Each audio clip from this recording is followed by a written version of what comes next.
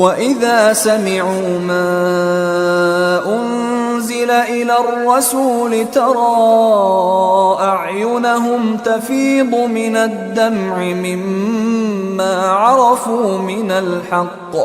يقولون ربنا آمنا فاكتبنا مع الشاهدين وما لنا لا نؤمن بالله وما جاءنا من الحق ونطمع أن يدخلنا ربنا مع القوم الصالحين فأثابهم الله بما قالوا جنات تجري من تحتها الأنهار خالدين فيها وذلك جزاء المحسنين والذين كفروا وكذبوا بآياتنا أولئك أصحاب الجحيم يا أيها الذين آمنوا لا تحرموا طيبات ما أحل الله لكم ولا تعتدوا إن الله لا يحب المعتدين وكلوا مما رزقكم الله حلالا طيبا واتقوا الله الذي أنتم به مؤمنون لا يؤاخذكم الله باللغو في أيمانكم ولكن يؤاخذكم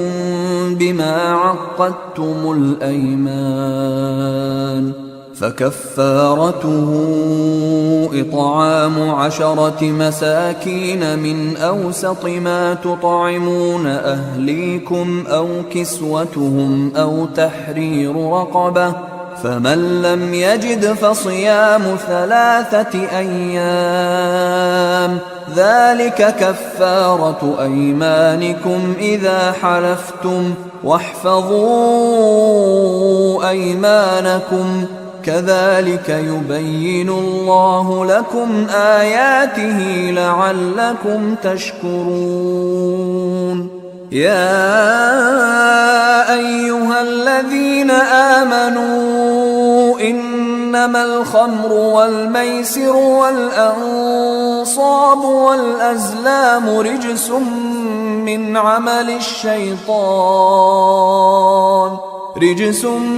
من عمل الشيطان فاجتنبوه لعلكم تفلحون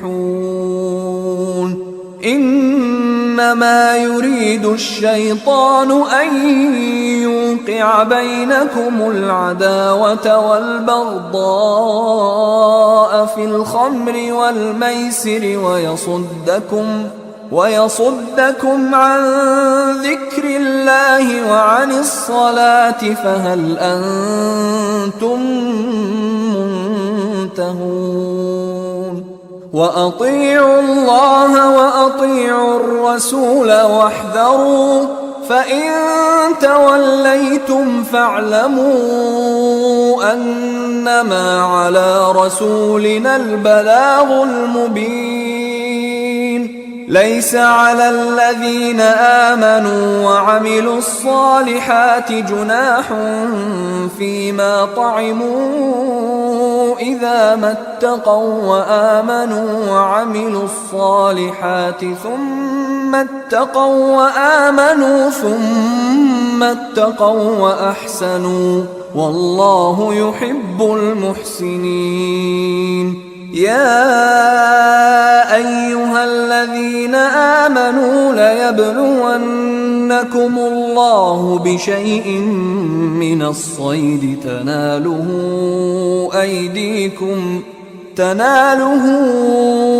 أيديكم ورماحكم ليعلم الله من يخافه بالغيب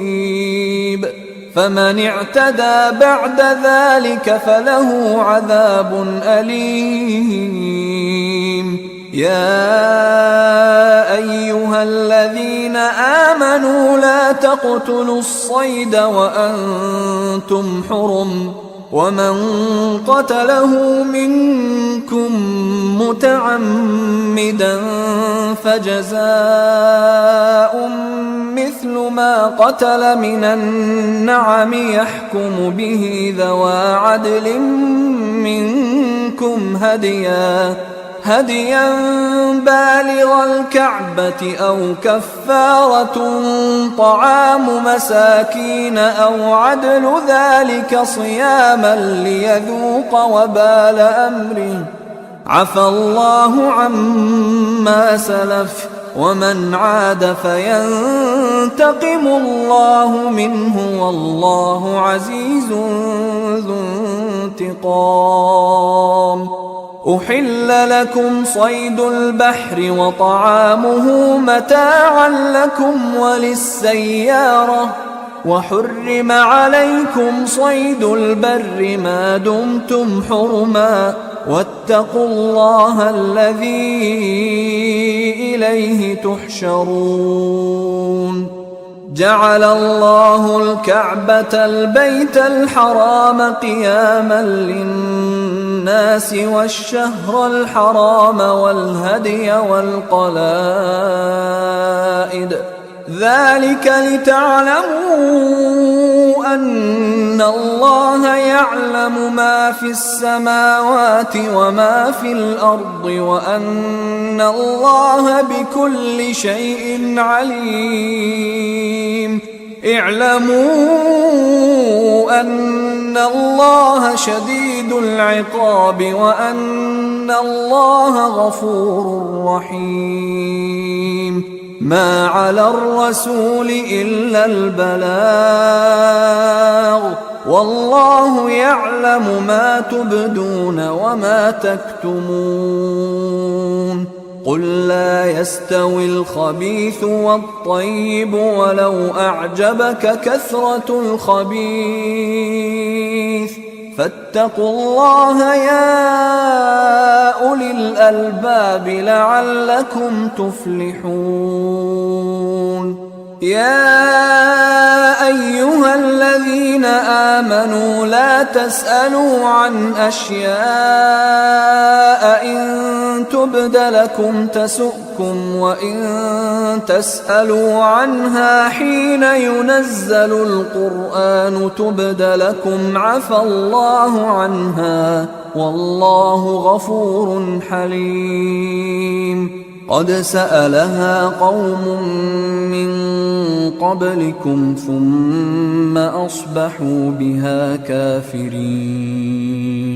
ما جعل الله من بحيرة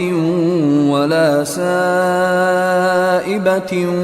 ولا وصيلة ولا حام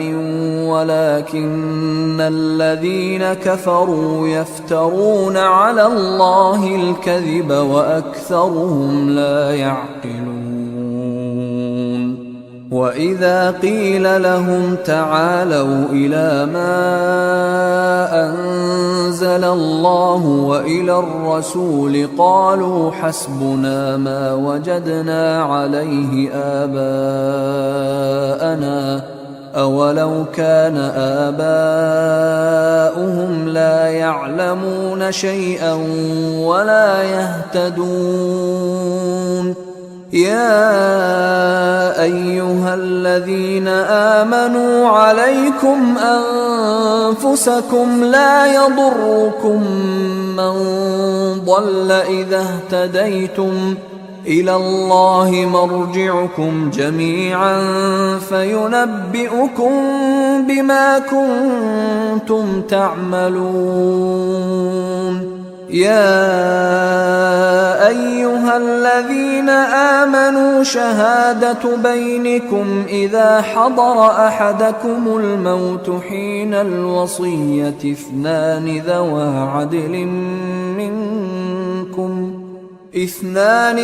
عدل منكم أو آخران من غيركم إن أنتم ضربتم في الأرض فأصابتكم مصيبة الموت تحبسونهما من بعد الصلاة فيقسمان بالله إن ارتبتم لا نشتري به ثمنا ولو كان ذا قربى ولا نكتم شهادة الله إنا إذا لمن الآثمين فإن عثر على أنهما استحقا إثما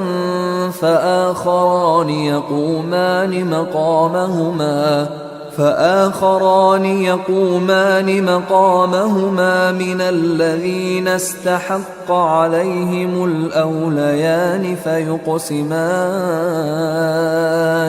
فيقسمان بالله لشهادتنا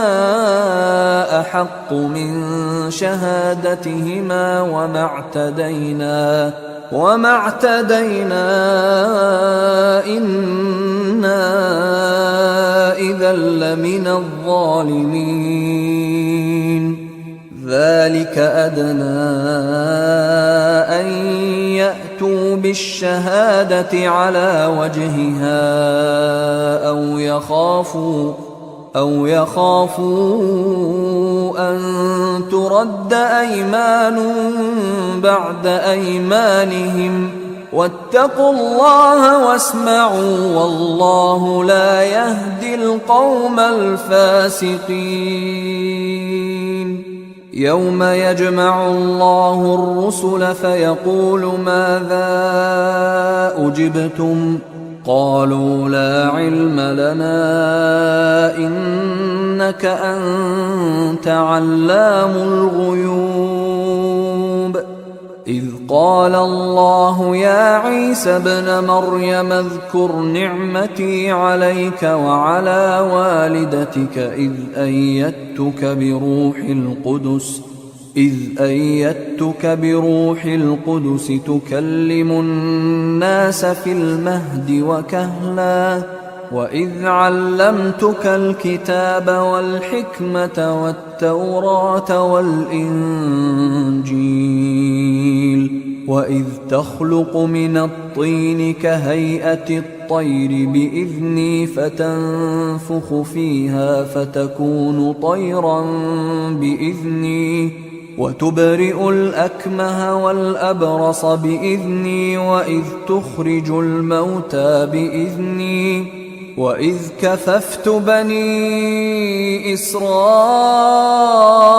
عنك إذ جئتهم بالبينات فقال الذين كفروا منهم إن هذا إلا سحر مبين وإذ أوحيت إلى الحواريين أن آمنوا بي وبرسولي قالوا آمنا واشهد بأننا مسلمون إذ قال الحواريون يا عيسى ابن مريم هل يستطيع ربك أن ينزل علينا مائدة من السماء قال اتقوا الله إن كنتم مؤمنين قالوا نريد أن نأكل منها وتطمئن قلوبنا ونعلم أن قد صدقتنا ونكون عليها من الشاهدين صدق الله العظيم। और जब इस किताब को सुनते हैं जो सबसे पिछले पैगंबर मोहम्मद सल्लल्लाहु अलैहि वसल्लम पर नाजिल हुई तो तुम देखते हो कि उनकी आंखों से आंसू जारी हो जाते हैं इसलिए कि उन्होंने हक बात पहचान ली और वो खुदा की जनाब में अर्ज करते हैं कि ऐ परवरदिगार हम ईमान ले आए तू हमको मानने वालों में लिख ले। اور ہمیں کیا ہوا ہے کہ خدا پر اور حق بات پر جو ہمارے پاس آئی ہے ایمان نہ لائیں، اور ہم امید رکھتے ہیں کہ پروردگار ہم کو نیک بندوں کے ساتھ بہشت میں داخل کرے گا۔ تو خدا نے ان کو اس کہنے کے عوض بہشت کے باغ عطا فرمائے جن کے نیچے نہریں بہ رہی ہیں، وہ ہمیشہ ان میں رہیں گے، اور نیکوکاروں کا یہی صلہ ہے۔ اور جن لوگوں نے کفر کیا اور ہماری آیتوں کو جھٹلایا وہ جہنمی ہیں۔ مومنوں، جو پاکیزہ چیزیں خدا نے تمہارے لیے حلال کی ہیں ان کو حرام نہ کرو، اور حد سے نہ بڑھو کہ خدا حد سے بڑھنے والوں کو دوست نہیں رکھتا۔ اور جو حلال طیب روزی خدا نے تم کو دی ہے اسے کھاؤ، اور خدا سے جس پر ایمان رکھتے ہو ڈرتے رہو۔ خدا تمہاری بے ارادہ قسموں پر تم سے مواخذہ نہیں کرے گا، لیکن پختہ قسموں پر جن کے خلاف کرو گے مواخذہ کرے گا۔ تو اس کا کفارہ 10 محتاجوں کو اوسط درجے کا کھانا کھلانا ہے جو تم اپنے اہل و عیال کو کھلاتے ہو، یا ان کو کپڑے دینا، یا ایک غلام آزاد کرنا۔ اور جس کو یہ میسر نہ ہو وہ 3 روزے رکھے۔ یہ تمہاری قسموں کا کفارہ ہے جب تم قسم کھا لو اور اسے توڑ دو، اور تم کو چاہیے کہ اپنی قسموں کی حفاظت کرو۔ اس طرح خدا تمہارے سمجھانے کے لیے اپنی آیتیں کھول کھول کر بیان فرماتا ہے تاکہ تم شکر کرو۔ اے ایمان والو، شراب اور جوا اور بت اور پانسے، یہ سب ناپاک کام اعمال شیطان سے ہیں، سو ان سے بچتے رہنا تاکہ نجات پاؤ۔ شیطان تو یہ چاہتا ہے کہ شراب اور جوئے کے سبب تمہارے آپس میں دشمنی اور رنجش ڈلوا دے، اور تمہیں خدا کی یاد سے اور نماز سے روک دے۔ تو تم کو ان کاموں سے باز رہنا چاہیے، اور خدا کی فرما برداری اور رسول خدا کی اطاعت کرتے رہو اور ڈرتے رہو۔ اگر منہ پھیرو گے تو جان رکھو کہ ہمارے پیغمبر کے ذمے تو صرف پیغام کا کھول کر پہنچا دینا ہے۔ جو لوگ ایمان لائے اور نیک عمل کرتے رہے ان پر ان چیزوں کا کچھ گناہ نہیں جو وہ کھا چکے، جبکہ انہوں نے پرہیز کیا اور ایمان لائے، اور نیک کام کیے، پھر پرہیز کیا اور ایمان لائے، پھر پرہیز کیا اور نیکوکاری کی، اور خدا نیکوکاروں کو دوست رکھتا ہے۔ مومنوں، کسی قدر شکار سے جن کو تم ہاتھوں اور نیزوں سے پکڑ سکو خدا تمہاری آزمائش کرے گا، یعنی حالت احرام میں شکار کی ممانعت سے، تاکہ معلوم کرے کہ اس سے غائبانہ کون ڈرتا ہے۔ تو جو اس کے بعد زیادتی کرے اس کے لیے دکھ دینے والا عذاب تیار ہے۔ مومنو، جب تم احرام کی حالت میں ہو تو شکار نہ مارنا، اور جو تم میں سے جان بوجھ کر اسے مارے تو یا تو اس کا بدلہ دے، اور وہ یہ ہے کہ اسی طرح کا چار پایا جسے تم میں سے 2 معتبر شخص مقرر کر دیں قربانی کرے، اور یہ قربانی کعبے پہنچائی جائے، یا کفارہ دے، اور وہ مسکینوں کو کھانا کھلانا ہے، یا اس کے برابر روزے رکھے تاکہ اپنے کام کی سزا کا مزہ چکھے۔ اور جو پہلے ہو چکا وہ خدا نے معاف کر دیا، اور جو پھر ایسا کام کرے گا تو خدا اس سے انتقام لے گا، اور خدا غالب اور انتقام لینے والا ہے۔ تمہارے لیے دریا کی چیزوں کا شکار اور ان کا کھانا حلال کر دیا گیا ہے، یعنی تمہارے اور مسافروں کے فائدے کے لیے، اور جنگل کی چیزوں کا شکار جب تک تم احرام کی حالت میں ہو تم پر حرام ہے، اور خدا سے جس کے پاس تم سب جمع کیے جاؤ گے ڈرتے رہو۔ خدا نے عزت کے گھر یعنی کعبے کو لوگوں کے لیے موجب امن مقرر فرمایا ہے، اور عزت کے مہینوں کو اور قربانی کو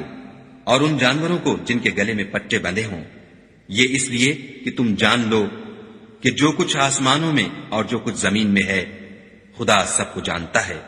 اور یہ کہ خدا کو ہر چیز کا علم ہے۔ جان رکھو کہ خدا سخت عذاب دینے والا ہے،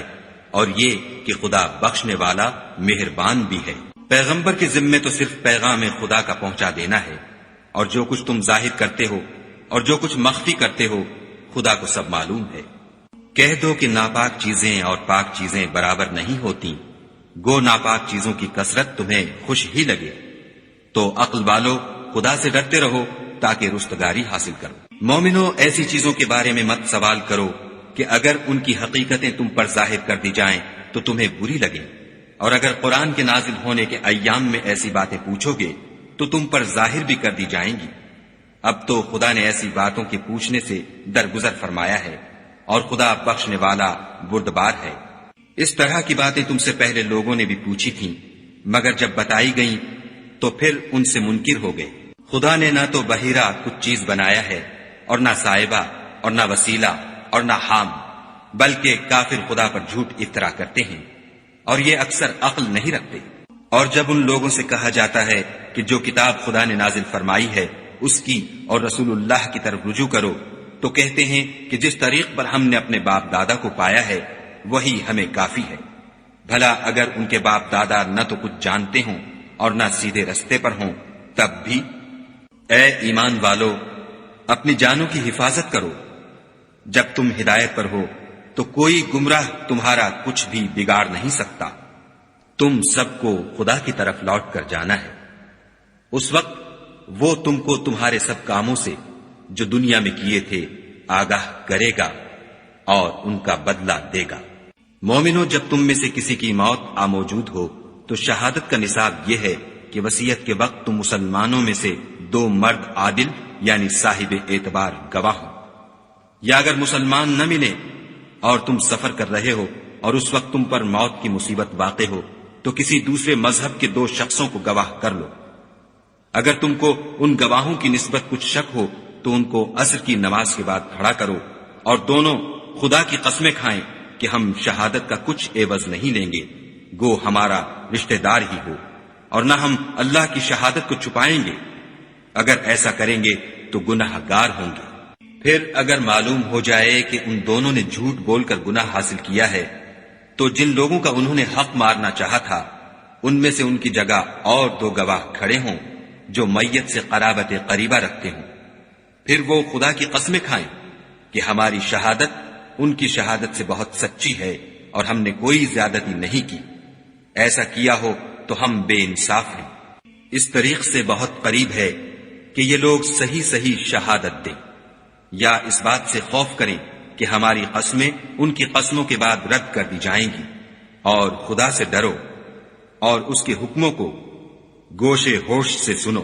اور خدا نافرمان لوگوں کو ہدایت نہیں دیتا۔ وہ دن یاد رکھنے کے لائق ہے جس دن خدا پیغمبروں کو جمع کرے گا، پھر ان سے پوچھے گا کہ تمہیں کیا جواب ملا تھا۔ وہ عرض کریں گے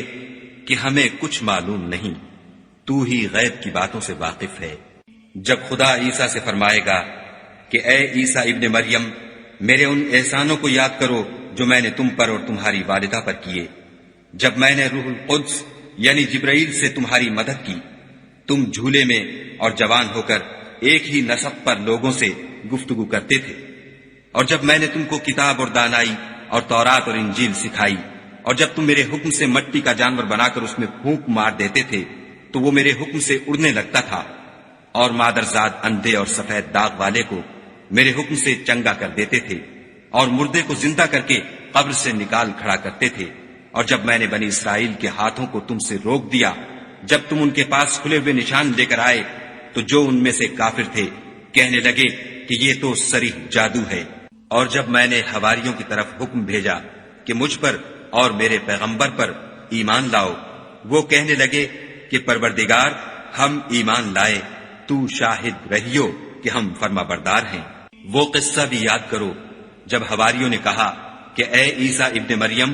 کیا تمہارا پروردگار ایسا کر سکتا ہے کہ ہم پر آسمان سے طعام کا خوان نازل کرے؟ انہوں نے کہا کہ اگر ایمان رکھتے ہو تو خدا سے ڈرو۔ وہ بولے کہ ہماری یہ خواہش ہے کہ ہم اس میں سے کھائیں اور ہمارے دل تسلی پائیں، اور ہم جان لیں کہ تم نے ہم سے سچ کہا ہے، اور ہم اس خوان کے نزول پر گواہ رہیں۔ وما خلقت الجن والانس الا ليعبدون۔ اور میں نے جنوں اور انسانوں کو اس لیے پیدا کیا ہے کہ میری عبادت کریں۔